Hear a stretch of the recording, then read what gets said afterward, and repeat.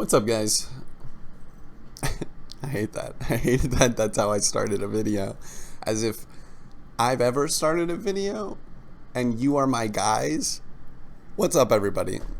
Today I felt like making something creative, and in the past I've done album recreations with my friends. We did one for Eventide when we were all a group doing our gaming thing, and I'll flash some of those on screen now, but if you want to check out more and check out their counterpart, the one they were based off of, you can go to my Instagram and check them out there. They're all posted on there.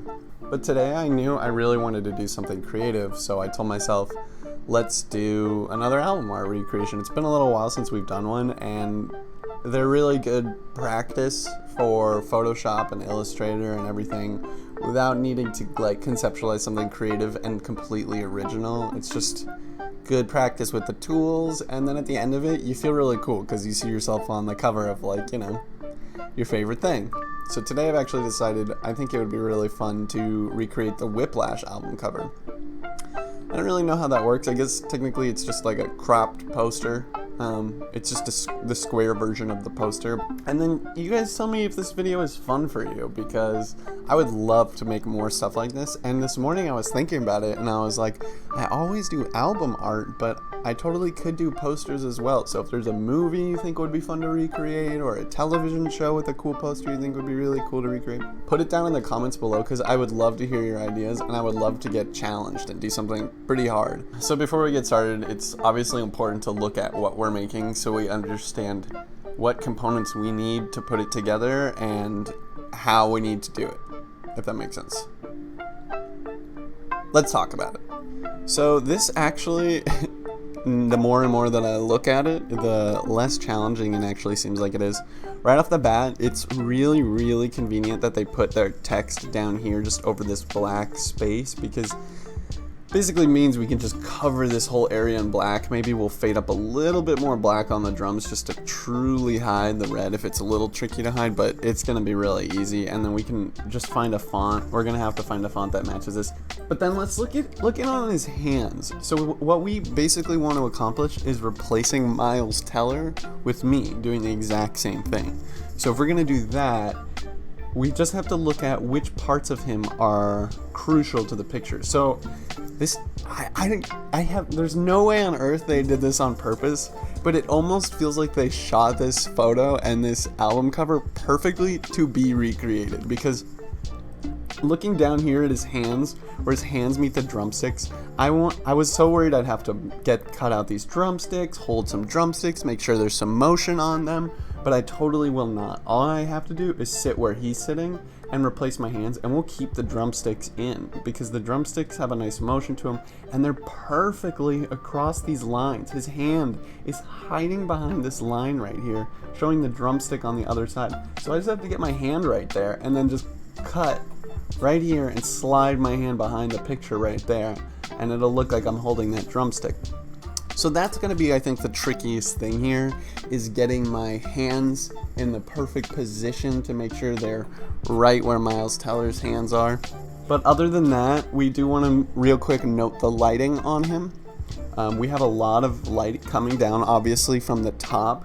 I think this is kind of an artificial light up here. But nonetheless, he's still getting a lot of light on the top of his head. You're seeing it right here, on his shoulders, on his arms. There's a huge heavy light coming from over here. And then that light is bouncing up off the drum kit into his face. So we're getting a lot of light on his face as well. And we're not getting so much down on the body as much.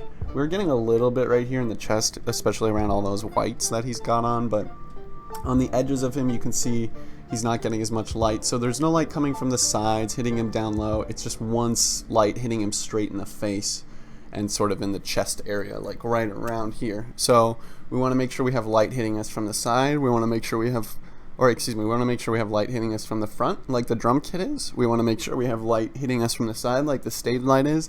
And then that's pretty much it. And then we'll have to put on a snazzy outfit like that. So not too complicated.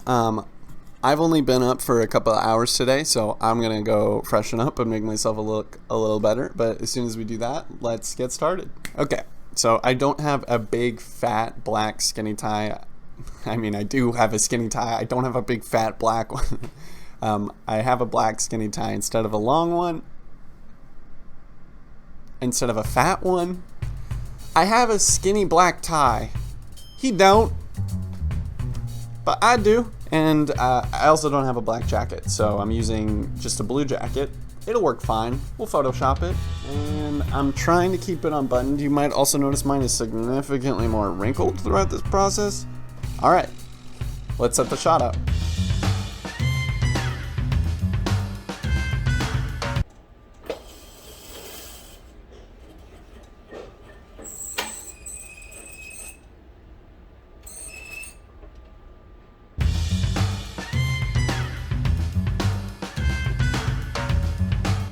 So essentially what I've got going on here, I've just basically set myself up here in front of a green screen.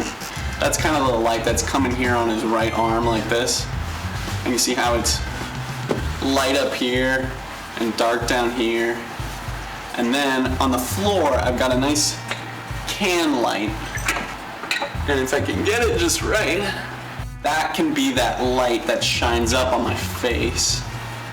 And I'm gonna aim it a little higher. And we also just want to make sure we're getting the brightness levels right. You might notice right now, you might think to yourself, you've got a warm light on your face and a cold light coming in here. But that's okay, because after this, if you look at that image, it's essentially black and white, but the whites are a little bit blue. So we're gonna turn this whole thing black and white afterwards. We can play with the contrast, we can play with the shadows, and we can match that look pretty well. Right now we just wanna make sure we generally get the lighting right so I don't look completely out of place when we put myself into the scene. Now I think we just have to get the pose right. We're just gonna bring the clothes in. Let's do it, let's take the photo real quick.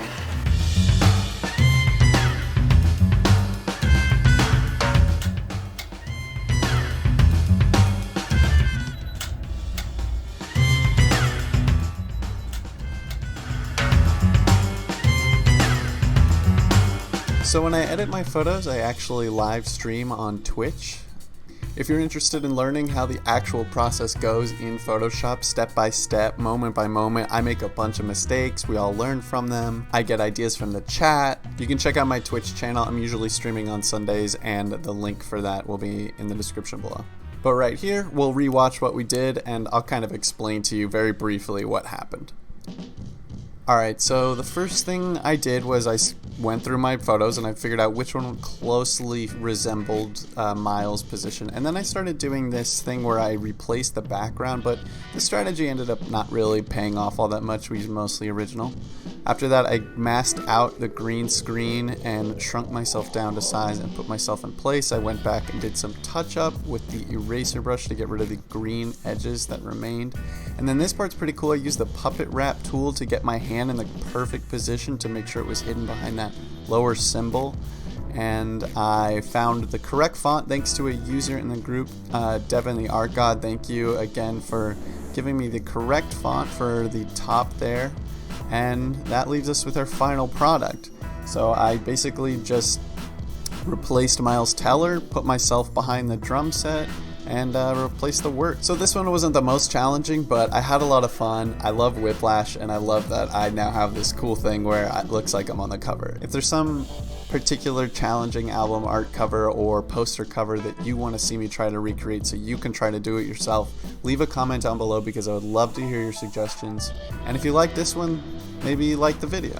And if you want to see more content like this, please subscribe and follow me on Twitch so you can be notified when I go live with this stuff. You can participate with me in the chat, ask all the questions you ever wanted to ask about Photoshop. I'll do my best to answer them, and we'll kind of learn together. But yeah, that's all for now.